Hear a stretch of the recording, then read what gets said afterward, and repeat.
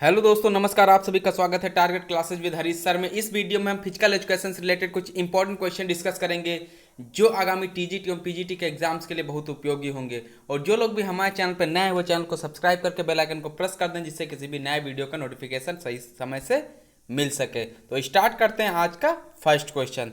इसके पहले आप लोग को बता देते हैं आज के क्वेश्चन जो लिए गए DSSB, जो दिल्ली का DSSB का एग्ज़ाम होता है फिजिकल एजुकेशन के लिए, उसका प्रैक्टिस सेट लिया गया 2018 का। इसमें टोटल क्वेश्चन आते हैं 100। तो ये 100 क्वेश्चंस का प्रैक्टिस सेट है। तो आप लोग थोड़ा ध्यान से देखिएगा कि दिल्ली का जो एग्ज़ाम होता है फिजिकल एजुकेशन का, उसमें क्वेश्चन किस तरीके के आते हैं। तो स्टार्ट करते हैं फर्स्ट क्वेश्चन से। फर्स्ट क्वेश्चन है, शारीरिक शिक्षा को भी कहते हैं। तो शारीरिक शिक्षा को क्या बोला जाता है? इसको जिम बोलते हैं। अगर क्वेश्चन पूछ लिया जाए शारीरिक शिक्षा को भी कहते हैं तो वहां पे टिक करेंगे जिम। नेक्स्ट क्वेश्चन, एक डैश के लिए शारीरिक शिक्षा का एक महत्वपूर्ण घटक है। तो ये शारीरिक शिक्षा के लिए सबसे महत्वपूर्ण घटक कौन सा होगा? स्वस्थ जीवन शैली। नेक्स्ट क्वेश्चन देखते हैं थर्ड, खेल निष्पादन का एक उप उत्पाद है। कौशल, सौपाधिक क्षमता, संपूर्ण व्यक्तित्व या नीतिगत योग्यता। तो खेल निष्पादन का उप उत्पाद है संपूर्ण व्यक्तित्व। क्वेश्चन ध्यान से देखिएगा, तभी आपके क्वेश्चन सही होंगे। आप लोग चेक भी करते जाइएगा कि आपके 100 में से कितने क्वेश्चन सही होते हैं। और जिसने भी दिल्ली का एग्जाम के लिए फॉर्म अप्लाई किया हुआ है, उसका एग्जाम अभी नहीं हुआ है, एग्जाम आने वाले समय में होगा, तो उससे आप लोग अंदाजा लगा सकते हैं कि आपके कितने क्वेश्चन सही हो रहे हैं। और इसमें 1/3 माइनस मार्किंग भी होती है, तो उसका विशेष ध्यान रखिएगा। नेक्स्ट क्वेश्चन, किसने कहा एक स्वस्थ शरीर एक स्वस्थ मस्तिष्क है? तो ये कथन है अरस्तु का। सी ऑप्शन राइट होगा। क्वेश्चन नंबर 5, फिटनेस ग्राम गति दृढ़ता सेहत के कौन से पहलू का मूल्यांकन करती है? तो ये मूल्यांकन करती है हृदय वाहिनी सहनशीलता का। शारीरिक क्रिया आधारभूत रूप से एक है। सामाजिक गुण, मानसिक गुण, जैविक आवश्यकता या दार्शनिक संकल्पना। तो ये है जैविक आवश्यकता। C option is right. Question number 7, German संकल्पना के अनुसार सभी खेलों और क्रीड़ाओं की जमीनी जननी है जिम्नास्टिक। यानी जर्मन संकल्पना के अनुसार अगर पूछा जाए सभी खेलों और क्रीड़ाओं की जननी क्या है? जिम्नास्टिक टिक लगाएंगे। नेक्स्ट क्वेश्चन, एक शारीरिक शिक्षक आजकल आवश्यक रूप से एक निर्देश दाता है, एक गति शिक्षक है या एक अभ्यास मास्टर है? या राइट आंसर होगा उपयुक्त सभी। तो यहां पे सही ऑप्शन होगा डी ऑप्शन, एक निर्देश दाता भी होता है, एक गति शिक्षक भी होता है, एक अभ्यास मास्टर भी होता है। नेक्स्ट क्वेश्चन, निम्नलिखित में से कौन सी संकल्पना आधुनिक शारीरिक शिक्षा का वास्तविक स्वभाव दर्शाती है? तो ये कौन सा स्वभाव दर्शाती है? शारीरिक प्रशिक्षण का। ए ऑप्शन सही होगा। नेक्स्ट क्वेश्चन देखते हैं, थोड़ा छोटा कर देते हैं इसको। पुनर्निर्माण के आयोजन में सर्वाधिक महत्वपूर्ण कारक है पदार्थ, नेतृत्व, सुविधाएं या आयोजन? तो ये महत्वपूर्ण कारक है सुविधाएं। 11 नंबर देखते हैं, एक बेहोश व्यक्ति का वायु मार्ग आपको किस प्रकार, इसमें खेलना लिखा हुआ है चाहिए, वायु मार्ग किस प्रकार खोलना चाहिए? यहां पे होना चाहिए सिर झुकाकर और ढोड़ी उठाकर। ए ऑप्शन ही राइट हो जाएगा इसका। नेक्स्ट इसके अदर ऑप्शन देख लेते हैं, जबड़े पर बल, सिर झुकाकर एवं जबड़े पर बल देकर या ढोड़ी उठाकर। तो ये राइट आंसर होगा ए ऑप्शन। इंपॉर्टेंट क्वेश्चन है, इसको आप लोग पॉज करके समझ के देखिएगा। नेक्स्ट क्वेश्चन, आप कितने समय तक देखेंगे कि एक बेहोश व्यक्ति सांस सामान्य रूप से ले रहा है या नहीं? तो कितने समय तक देखेंगे? 10 सेकेंड से अधिक नहीं। नेक्स्ट क्वेश्चन, कंठशूल का कारण क्या है? तो कंठशूल का कारण हृदय मांसपेशियों तक अपर्याप्त रक्त पहुंचाना। 14 देख लेते हैं, एक गंभीर एलर्जी से पीड़ित व्यक्ति को अपने साथ सदैव क्या लेकर चलना चाहिए? एक गंभीर एलर्जी से जो पीड़ित व्यक्ति है उसको अपने साथ सदैव क्या लेकर चलना चाहिए? एड्रेनलिन यानी एपीपेन। ये भी अगर दिया हो, एपीपेन दिया हुआ है, एड्रेनलिन दिया हो, तो ये राइट आंसर होगा। 15 देखते हैं। अत्यधिक रक्त हानि से कौन सी चिकित्सीय स्थिति विकसित होगी? तो कौन सी चिकित्सीय स्थिति विकसित होगी? आघात। नेक्स्ट क्वेश्चन, मग्नता क्या है? होश की अल्प हानि, ये होती है मग्नता। अगर पूछा जाए होश की अल्प हानि क्या है, तब लगाएंगे मग्नता। अगर पूछा जाए मग्नता क्या है, तब लगा देंगे होश की अल्प हानि। कुल मिला के आपको क्वेश्चन का आंसर पता होना चाहिए। नेक्स्ट क्वेश्चन, किस प्रकार का रक्त प्रवाह रोकने में शामिल मुख्य क्रिया बताइए? यानी किसी प्रकार का रक्त प्रवाह रोकने में शामिल मुख्य क्रिया बताइए। कौन सा राइट आंसर होगा? डी ऑप्शन सही हो जाएगा, दाब। नेक्स्ट क्वेश्चन, निम्नलिखित में से कौन सा शब्द एक प्रकार के भ्रंश को व्याख्यायित नहीं करता? पहचानिए। तो नस में डाला गया, डी ऑप्शन राइट होगा, यह व्याख्यायित नहीं करता है भ्रंश को। 19 नंबर देखते हैं। निम्नलिखित में से कौन सा शब्द एक घाव को नहीं बताता? पहचानिए। तो इसमें भी वही होगा, नस में डाला गया, ए ऑप्शन राइट होगा। सूची में उस वस्तु का नाम बताइए जिसे बर्रे के कांटे के उपचार के हेतु प्रयोग किया जाता है। यानी बर्रे के कांटे के उपचार के हेतु किसको प्रयोग किया जाता है? सिरका का यूज किया जाता है। जैसे बरैया काट लेती है आप लोग के, तो आप लोग क्या लगाते हैं? तुरंत सिरका लगाते हैं या नींबू लगा लेते हैं। डी ऑप्शन राइट होगा। नेक्स्ट क्वेश्चन, आपके शरीर के रोजमर्रा की मांगों को पूरा करने की क्षमता है? शारीरिक सेहत, यानी शारीरिक सेहत अगर हमारी सही होगी तो रोजमर्रा की मांगें हमारी पूरी होंगी। ए ऑप्शन राइट होगा। एरोबिक व्यायाम आपके डैश को मजबूत बनाता है। जो एरोबिक व्यायाम होता है वो किसको मजबूत बनाता है? हृदय को मजबूत बनाता है। आंसर आप लोग को देना है कमेंट में, हृदय में चैम्बर कितने होते हैं? ये क्वेश्चन पूछा जाता है कि हृदय में चैम्बर, मनुष्य के हृदय में चैम्बरों की संख्या कितनी होती है। ये आपके टीजीटी के एग्जाम में पूछा गया है, जो टीजीटी का यूपी का एग्जाम होता है उसमें पूछा हुआ क्वेश्चन है। तो आपको आंसर देना है इसका कमेंट के माध्यम से। नेक्स्ट क्वेश्चन, एरोबिक व्यायाम मांसपेशियों को अधिक डैश देता है। जो एरोबिक व्यायाम है मांसपेशियों को सबसे ज्यादा क्या देता है? ऑक्सीजन। और वातावरण में ऑक्सीजन कितने परसेंट है? 21%। नाइट्रोजन है 78%। और कार्बन डाइऑक्साइड आपको बताना है कि कितने परसेंट है, क्या 0.03% है? और आर्गन कितने परसेंट है? 0.93%। ठीक। नेक्स्ट क्वेश्चन, अच्छे डैश के लिए व्यायाम आवश्यक है। तो ये अच्छे स्वास्थ्य के लिए व्यायाम आवश्यक है, यानी जो अगर हमको स्वस्थ रहना है तो व्यायाम बहुत आवश्यक है। डी ऑप्शन राइट होगा। यह सिद्ध है कि व्यायाम डैश है, हड्डी का द्रव्यमान बढ़ता है, एक हृदयाघात के दौरान हृदयगत क्षति कम करता है, मधुमेह का जोखिम कम करता है। यानी उपरोक्त सभी राइट आंसर हो जाएगा, डी ऑप्शन। नेक्स्ट क्वेश्चन 26, कौन सा स्वास्थ्य संबंधी शारीरिक सेहत का एक घटक नहीं है? लोचशीलता, संतुलन, हृदय श्वसन, सेहत या शारीरिक संरचना। तो ये कौन सा घटक नहीं है? संतुलन, बी ऑप्शन राइट होगा इसका। नेक्स्ट क्वेश्चन देखते हैं, सेहतमंदी की संकल्पना में शामिल है। तो सेहतमंदी की संकल्पना में क्या शामिल है? इसमें शामिल है बौद्धिक स्वास्थ्य, बी ऑप्शन सही होगा। 28, संपूर्ण सेहत डैश के संतुलन द्वारा प्राप्त की जा सकती है। तो यह किसके द्वारा सेहत प्राप्त की जा सकती है? शारीरिक, बौद्धिक एवं सामाजिक सेहत, भावनात्मक, सामाजिक और आध्यात्मिक स्वास्थ्य, आत्मिक, शारीरिक और बौद्धिक स्वास्थ्य, यानी उपरोक्त सभी के द्वारा संपूर्ण सेहत संतुलन के द्वारा प्राप्त की जा सकती है। नेक्स्ट क्वेश्चन, सेहत में डैश के अतिरिक्त निम्नलिखित सब शामिल हैं।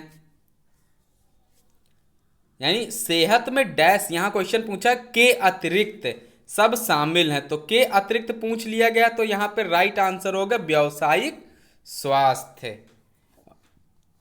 नेक्स्ट क्वेश्चन देखते हैं,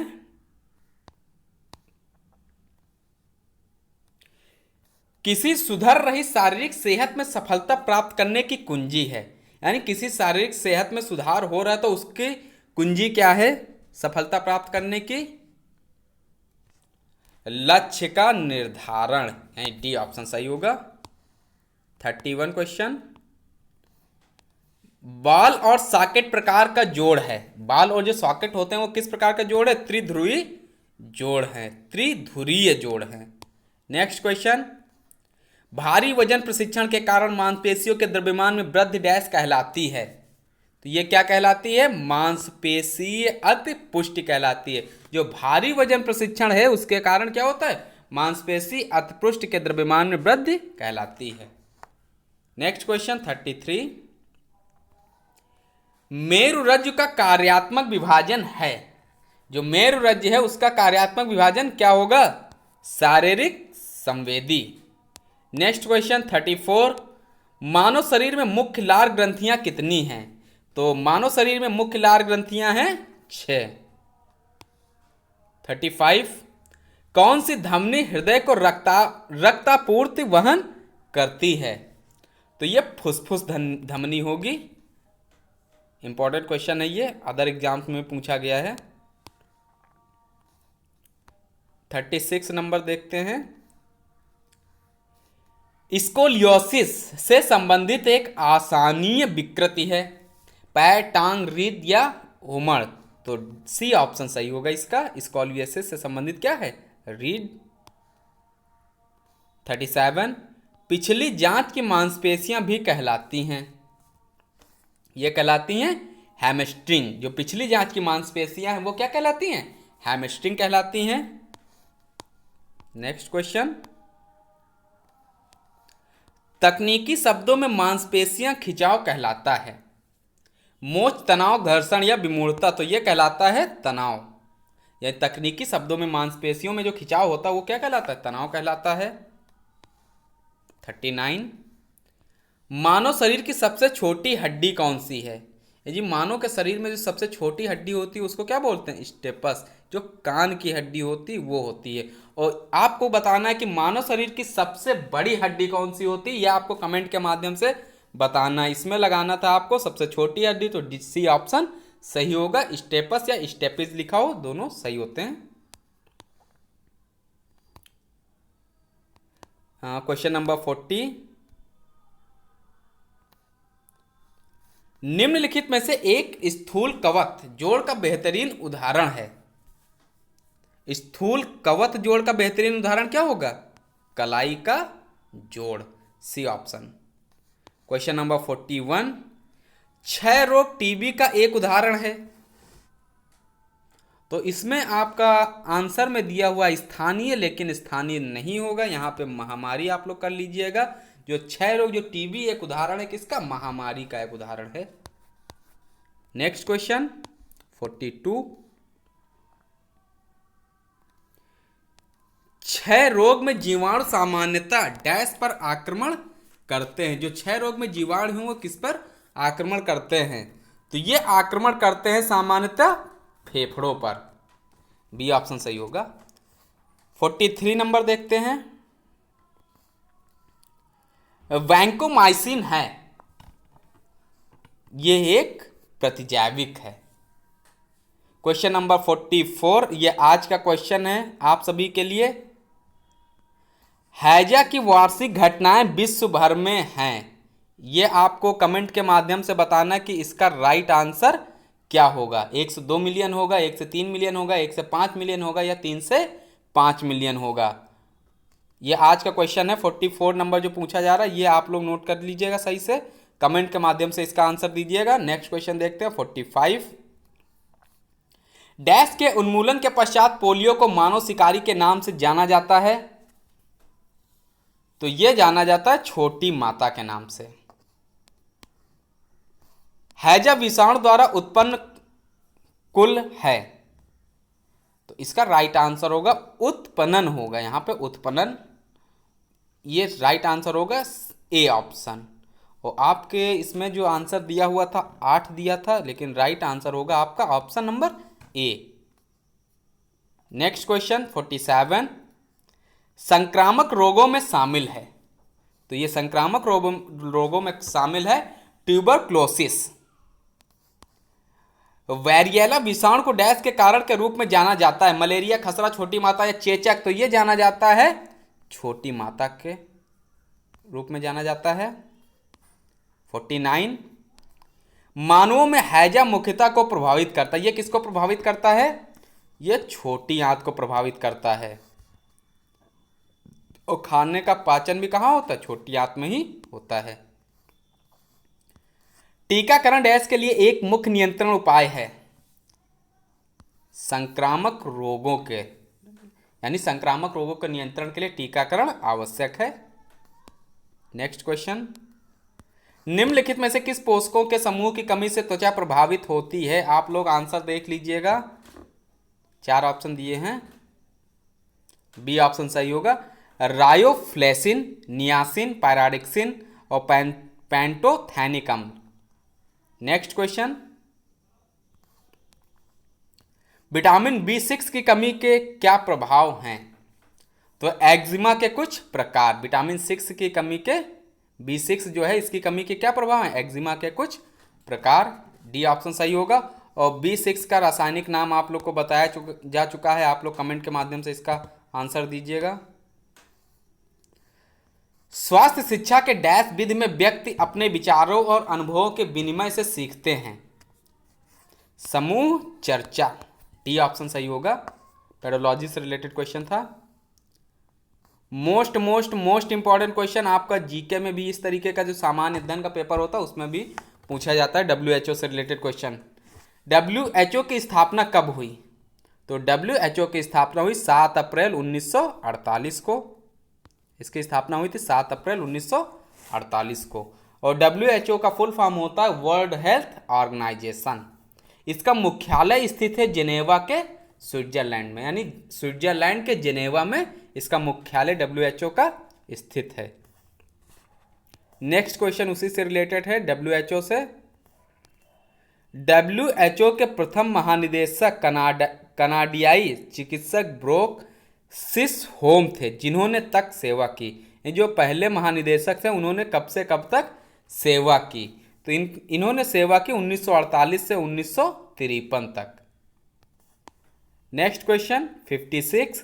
WHO का महानिदेशक कौन है? यानी वर्तमान में इसके महानिदेशक कौन है ये बताना है। तो इसके चारों ऑप्शन यहाँ से रॉन्ग हो जाएंगे। ये जब पेपर हुआ था उस टाइम थे, इनमें से कोई नहीं आंसर सही होगा। लेकिन प्रेजेंट टाइम में है टेड्रोस एडहानम। ये हैं प्रेजेंट टाइम में टेड्रोस, एक मिनट, ये हैं टेड्रोस एडहानम। इनका नाम ध्यान रखिएगा, टेड्रोस एडहानम। और मुख्यालय तो अभी हमने बताया स्विट्जरलैंड के जिनेवा में। WHO का फुल फॉर्म अभी बता चुके हैं, वर्ल्ड हेल्थ ऑर्गेनाइजेशन। और स्थापना अभी 54 में पढ़े थे, 7 अप्रैल 1948। और ये आपका करंट में भी क्वेश्चन पूछा जा सकता है कि इसके वर्तमान में महानिदेशक कौन है? टेड्रोस एडहानम। Next question 57। मनुष्य में विटामिन B1 की कमी से होने वाला रोग कौन सा है? तो B1 की कमी से होता है बेरी। Next question. विटामिन K की कमी से क्या होता है? अब विटामिन से रिलेटेड बहुत से क्वेश्चन पूछे गए हैं आपके एग्जाम में। पाचन में समस्या, रक्त संचरण में समस्या, कैल्शियम उपापचय में समस्या, उक्त तीनों। तो K की कमी से क्या होता है? रक्त संचरण में समस्या। रक्त का थक्का से रिलेटेड भी क्वेश्चन आता है तो विटामिन K ही टिक करेंगे। 59 क्वेश्चन। नियमित रूप से विरेचक का प्रयोग करना स्वास्थ्य के लिए हानिकारक, इससे किसकी कमी होती है? इससे कमी होती है पोटेशियम की। क्वेश्चन नंबर 60, रात्रि अंधता, कंजक्टिवा का सूखना, त्वचा का रुका और फटा होना और बाल झड़ना डैश के कुछ लक्षण हैं। तो ये लक्षण है विटामिन ए की कमी के। 61 नंबर, आरंभ में कितनी खेल संस्थाएं शुरू की गईं? तो शुरुआत में शुरू की गई थी 400 खेल संस्थाएं। शारीरिक शिक्षा किसने शुरू की? कॉमन क्वेश्चन है, आप लोग फिजिकल एजुकेशन पढ़ते हैं तो सबको पता होगा, फ्रेडरिक जॉन ने शुरू की थी। शारीरिक शिक्षा फ्रेडरिक जॉन के द्वारा शुरू हुई थी। पहला ही क्वेश्चन आपको मिलता है, खेलों के मुख्य पुरस्कार का नाम बताइए। राजीव गांधी खेल रत्न अवार्ड, और इस बार का राजीव गांधी खेल रत्न अवार्ड किसको मिला है? कमेंट के माध्यम से आपको बताना है। आपसे हम एक कमेंट के माध्यम से क्वेश्चन इसलिए पूछते हैं, अगर आपको क्वेश्चन आता है तो आप डायरेक्ट आंसर बता देंगे, अगर नहीं आता है तो उसको अगर आप सर्च करेंगे तो उससे आपके 2-4 क्वेश्चन और प्लस हो जाएंगे। नेक्स्ट क्वेश्चन देखते हैं, क्वेश्चन नंबर 64, 10वें एशियन गेम्स में पीटी उषा ने कितने पदक जीते? तो ये जीते थे 5। नेक्स्ट क्वेश्चन, पीवी सिंधु निम्नलिखित में से किस खेल से जुड़ी हैं? यानी पीवी सिंधु जो है वो किस खेल से जुड़ी हुई हैं? ये बैडमिंटन से जुड़ी हुई हैं। नेक्स्ट क्वेश्चन देखते हैं, माउंट एवरेस्ट पर चढ़ने वाली पहली भारतीय महिला कौन थी? आसान सा क्वेश्चन है, Bachendri Pal. 67 question number, law and sports in India development issues and challenges पुस्तक के लेखक कौन हैं? तो इसके लेखक हैं मुकुल मुदगल।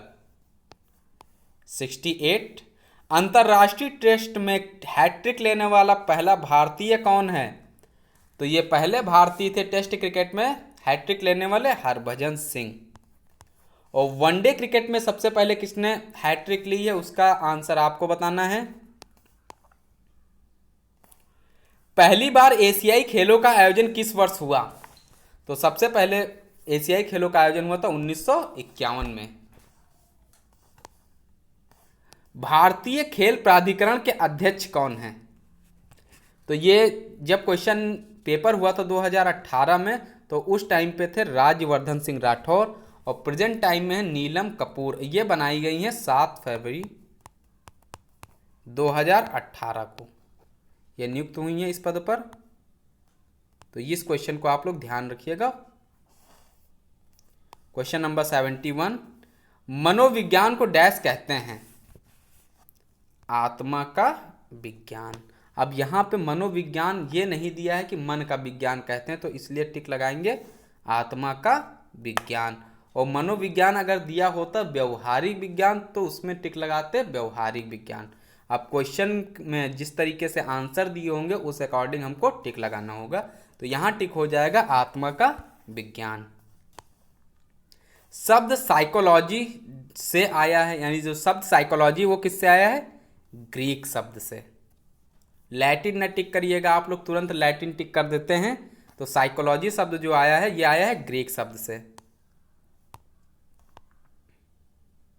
डैश के अनुसार मस्तिष्क के विज्ञान द्वारा मनोविज्ञान को समझा जाता है? 18वीं सदी के अनुसार। ठीक। क्वेश्चन नंबर 74, निम्नलिखित में से कौन सा अध्ययन का नियम है? तैयार रहने का नियम, अभ्यास का नियम, प्रभाव का नियम, उक्त सभी। अब प्रभाव का नियम अगर पूछ लिया जाए ये किसने दिया, अभ्यास का नियम किसने दिया, तो ये दिया है थॉर्नडाइक महोदय ने। मनोविश्लेषण की चिकित्सा को डैश ने विकसित किया? तो मनोविश्लेषण की चिकित्सा किसने विकसित की? सिगमंड फ्रायड महोदय ने। प्रेरणा का पुनर्बलन सिद्धांत, अब पुनर्बलन का सिद्धांत किसने दिया है? ये आपको कमेंट करके बताना है कि पुनर्बलन का सिद्धांत किसने दिया है। ये दिया है जीएस हल ने। जीएस हल। कमेंट ना करिएगा, आपको आंसर ही बता देते, इसमें आंसर गलत दिया हुआ है। स्किनर ठीक है लेकिन स्किनर नहीं होगा, यहाँ पे जीएस हल होगा। प्रभाव का अध्ययन का नियम द्वारा शुरू किया गया। जो प्रभाव का नियम है थार्नडाइक के द्वारा, अभी हमने ऊपर बताया हुआ है। प्रेरणा का द्विकारक सिद्धांत, ये डी ऑप्शन राइट हो जाएगा, प्रेरणा का द्विकारक सिद्धांत। मनोविज्ञान के पिता हैं, very most important question, psychology का ये फर्स्ट क्वेश्चन है। विलियम वुंट लिखा हुआ, केवल वुंट लिखा हुआ, दोनों राइट आंसर होते हैं, डी ऑप्शन सही होगा। दर्शकों द्वारा समर्थन एक डैश है, सामाजिक प्रोत्साहन, यानी दर्शकों के द्वारा जो समर्थन दिया जाता है वो क्या है, एक सामाजिक प्रोत्साहन। क्वेश्चन नंबर 81, अभ्यास को अक्सर प्रशिक्षण के रूप में वर्णित किया जाता है और इसमें डैश शामिल होना चाहिए। फेफड़ों का परिश्रम, मांसपेशियों का परिश्रम, हृदय का परिश्रम, उक्त सभी, यानी इसमें ये सभी शामिल होने चाहिए, डी ऑप्शन सही होगा। क्वेश्चन नंबर 82, सममिति अभ्यास हुआ है जिसमें मांसपेशियों की लंबाई डैश है, छोटी हो जाती है, यानी सममिति अभ्यास हुआ है जिसमें मांसपेशियों की लंबाई कैसी हो जाती है, छोटी हो जाती है। नेक्स्ट क्वेश्चन, गति खेल को डैश भी कहते हैं, तो इसको बोलते हैं फॉर्टलेक प्रशिक्षण। क्वेश्चन नंबर है 84, एक मिनट पेज रिसाइज कर देते हैं। सुनियोजित प्रशिक्षण किया जाता है, जो सुनियोजित प्रशिक्षण होता है ये किया जाता है कौशल में महारत पाने के बाद, ए ऑप्शन सही होगा इसका। अस्थानांतर अवधि पर लक्षित है, तो ये लक्षित है वसूली पर। 86, खेल के सामाजिक संपर्क सिद्धांत की अवधारणा किसके द्वारा की गई, तो ये की गई है लूमले के द्वारा। खेल के सामाजिक संपर्क सिद्धांत की अवधारणा जो है ये की गई है लूमले के द्वारा। 87 नंबर, निम्नलिखित में से किस माध्यम से, एक मिनट, हम मूल विश्वास और वर्तन अर्जित कर सकते हैं, तो ये अर्जित कर सकते हैं सामाजिकरण से। एक क्वेश्चन पूछा जाता सामाजिकरण का नियम किसने दिया था, ये भी आपको बताना है। खिलाड़ियों में हताशा का कारण है, यानी जो खिलाड़ियों में हताशा का कारण क्या है ये बताना, खुद के प्रदर्शन का परिणाम, सामान्यता, महत्वाकांक्षा और सामर्थ्य के अव्यवस्थित स्तर, अच्छा प्रदर्शन का परिणाम या स्पर्धात्मक खेलों के नैसर्गिक परिणाम। तो इसका राइट आंसर होगा हताशा का कारण है बी ऑप्शन, सामान्यता, महत्वाकांक्षा और सामर्थ्य के अव्यवस्थित स्तर। नेक्स्ट क्वेश्चन, आप लोग को वीडियो कैसा लग रहा है आप लोग कमेंट करके बताइएगा। स्पीड तेज तो नहीं या धीमी नहीं है, आप लोग कमेंट करके अवश्य बताइएगा कि आपको वीडियो कैसा लग रहा है। और जो लोग चैनल पर नए हैं चैनल को सब्सक्राइब करके बेल आइकन को प्रेस कर दें। किशोरावस्था के दौरान व्यक्ति का वर्तन डैश द्वारा प्रभावित होता है, ये किसके द्वारा प्रभावित होता है, अभिजात वर्ग के द्वारा प्रभावित होता है। मनोलैंगिक विकास डैश के दौरान होता है, पूर्व बाल्यावस्था, किशोरावस्था, तरुणावस्था या प्रौढ़ावस्था, तो मनोलैंगिक विकास होता है किशोरावस्था के दौरान। विशिष्ट जातीय वर्ग में सभी व्यक्तियों को परिभाषित करने और आंकने के लिए सामान्यीकरण का प्रयोग किया जाता है, रूढ़िबद्ध, बी ऑप्शन सही होगा। सामान्यीकरण के लिए किसका प्रयोग किया जाता है, इसका रूढ़िबद्धता का। 92 नंबर देखते हैं, प्रशिक्षण एक व्यापक अध्ययन अध्यापन परिघटना है और एथलीट के लिए उसके लक्ष्य हैं, तो ये राइट आंसर क्या होगा इसका, प्रदर्शन समृद्धि। 93, निम्नलिखित में से कौन सा खेल प्रशिक्षण का उद्देश्य नहीं है, यहां पे नहीं पूछा गया है, बताना है कि कौन सा खेल प्रशिक्षण का उद्देश्य नहीं है, तो इसका राइट आंसर होगा बी ऑप्शन, एथलीट के सपने केवल जीत के संदर्भ में बनाना। और प्रशिक्षण का उद्देश्य कौन कौन सा होगा, ए, सी और डी। अगर पूछा जाए कौन सा उद्देश्य होगा तब लगाएंगे ए ऑप्शन दिया हो या सी दिया हो या डी दिया हो। और कभी कभी आपके में पूछ लिया जाता ए बी, ए सी या डी सी या ए सी डी, ध्यान रखिएगा वो भी। 94 नंबर देखते हैं।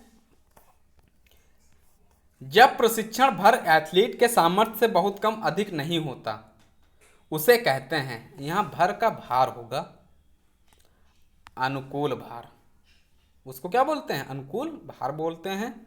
95 है, खेल प्रशिक्षण के एक माइक्रो साइकिल की अवधि है। तो एक माइक्रो साइकिल की अवधि कितनी है खेल प्रशिक्षण की? 12 महीने। 96, निम्नलिखित में से किस खेल प्रतियोगिता में अंतराल प्रशिक्षण कम प्रभावी होता है? साइकिलिंग, तैराकी, जिम्नास्टिक या ट्रैक प्रतियोगिता? तो जिम्नास्टिक जो दिया हुआ यही राइट आंसर हो जाएगा। 97, निम्नलिखित में से कौन सी तकनीक कार्य और प्रतिप्राप्ति की क्रमबद्ध स्थिति पर जोर देती है? तो ये जोर देती है अंतराल प्रशिक्षण पर। नेक्स्ट क्वेश्चन 98, प्रशिक्षण केवल किसी के चुने गए खेल के लिए नहीं बल्कि किसी व्यक्ति के लिए निर्दिष्ट होना चाहिए। तो क्या सही होगा आंसर? सामर्थ्य। 99, एथलेटिक प्रशिक्षण के संबंध में प्रयोग अप्रयोग का जैविक तत्व सामान्य रूप से अंतर्निहित करता है कि आप इसका प्रयोग करें या इसे नष्ट करें, इसे बनाएं या अलग करें, इसे पास रखें या छोड़ दें, इसे करें या भूल जाएं। तो ए ऑप्शन राइट होगा, इसका प्रयोग करें या इसे नष्ट करें।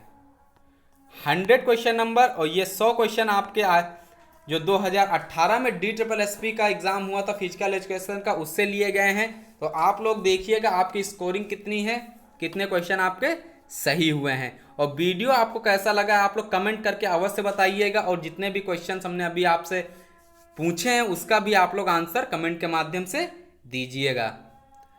लास्ट क्वेश्चन है, निम्नलिखित में से कौन सा वार्म अप का एक घटक नहीं है? खींचना, औपचारिक गतिविधि, कैलिस्थेनिक्स या प्लायोमेट्रिक्स? तो घटक कौन सा नहीं है? बी ऑप्शन हो जाएगा कैलिस्थेनिक्स, इसका घटक वार्म अप का नहीं है। तो आप लोग के लिए एक सूचना है कि 9621819209 ये हमारा व्हाट्सएप नंबर है। इस पे आप लोग मैसेज करके पता कर सकते हैं कि फिजिकल एजुकेशन के नोट्स आपको कब तक मिल जाएंगे। जिन लोगों ने अभी तक नोट्स के लिए अप्लाई कर दिया है उनको धन्यवाद, और जिसको भी अभी आवश्यकता है वो नोट्स प्राप्त कर सकता है। इसकी पूरी जानकारी आपको व्हाट्सएप पे दे दी जाएगी। और नए वीडियो में मिलते हैं नए क्वेश्चन के साथ में, तब तक के लिए जय हिंद, नमस्कार।